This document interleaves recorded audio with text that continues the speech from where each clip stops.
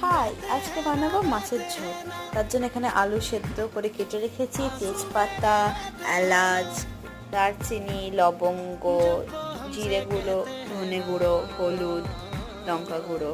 আর এখানে আমার মাছ। এখানে আমি টমেটো বেটে রেখেছি, এখানে লঙ্কা বাটা, লঙ্কা, আদা, রসুন বাটা। এখানে তার পাশে আমার পেঁয়াজ বাটা আছে। আমি একবার দইটা রুম টেম্পারেচারে মিক্সিতে ফেটিয়ে রেখেছি, আর সেই মিক্সির বাটি ধোয়া জল, পেঁয়াজ কুচি, আর এখানে আমার লঙ্কা। এইটা দিয়ে আমি বানাবো, এইগুলো আমার উপকরণ।